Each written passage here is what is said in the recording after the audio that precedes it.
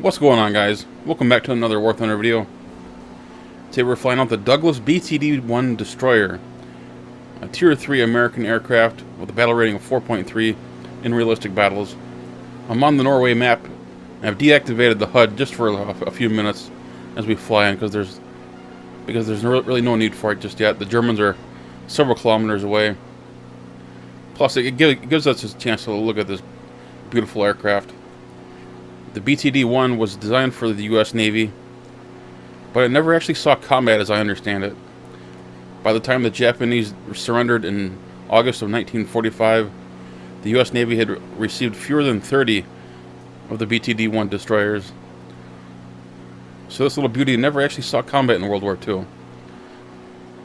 When the Japanese surrendered, the Douglas team went on to develop the A1 Sky Raider, which hopefully will be added to War Thunder at some time in the future. As far as the plane goes in War Thunder, it's a phenomenal dive bomber. I used to use this plane quite often in arcade. Dive bombing pillboxes was one of my favorite things to do with this thing in War Thunder arcade battles.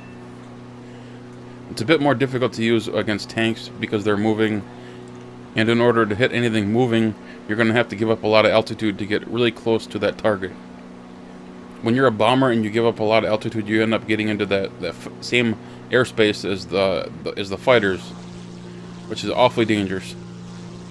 As you can see here, we're in realistic battles, and I don't have bombs equipped. Instead, I'm flying with torpedoes. And I can honestly say that it's been over a year since I've actually used torpedoes in War Thunder. It's been a long time.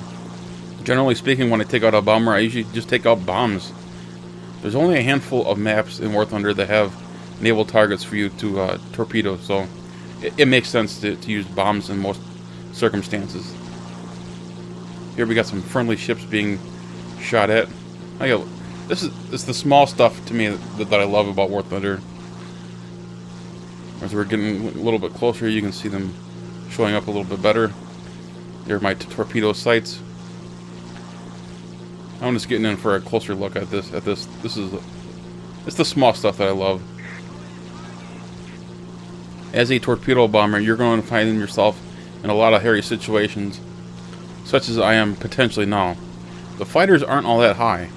You see, there's a duck just above me. There's a Focke-Wulf 190 just behind him. And here's some AAA. The BTD does come with two 20mm cannons, so I'm going to use that to take out this AAA before it kills me.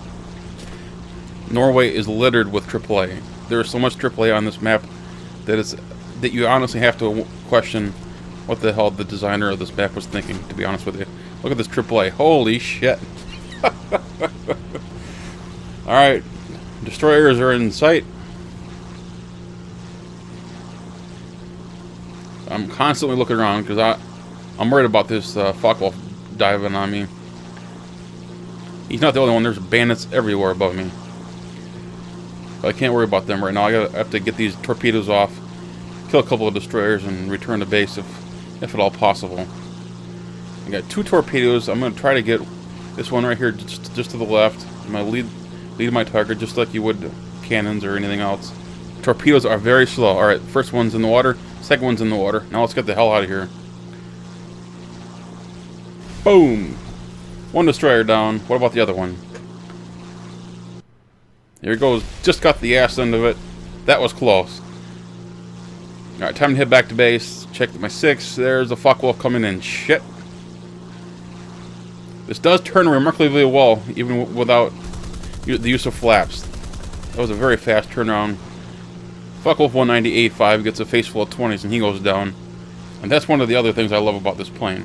Instead of getting a rear gunner to defend yourself, you have two 20mm cannons, one mounted on each wing, in order to defend yourself. You're really depending on your speed as well as your ability to aim those cannons. And the flak is real. I can't get away from this flak. I got ships on both sides. And 109 goes down just in front of me.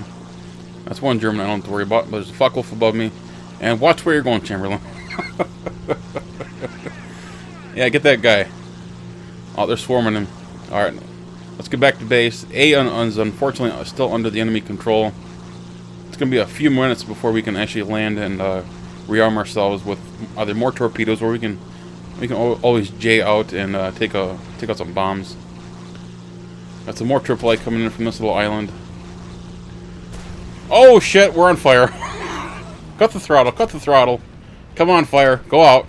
I know you can do it. Come on. I'm still burning, still burning. Right wing's on fire. Oh shit. This isn't good. Left wing's on fire. Oh, there we go. The entire back half of that plane fell apart. I thought I was flying a Wellington there for a minute. Every time I take out a Wellington, as soon as you take a couple of rounds to the back half of the plane, the entire empennage just falls right off. And the Germans only had that one guy left, so surprisingly. That one Fractal that we spotted just before our demise. It looks like they've about had him. Got the Mustangs out in force tonight.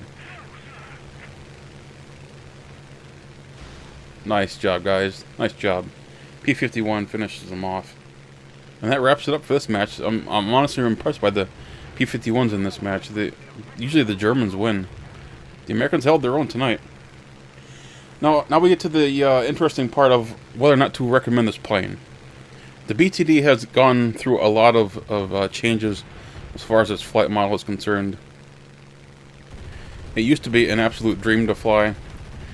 It is a bit more challenging to fly now than, say, a year ago, when I believe I bought it.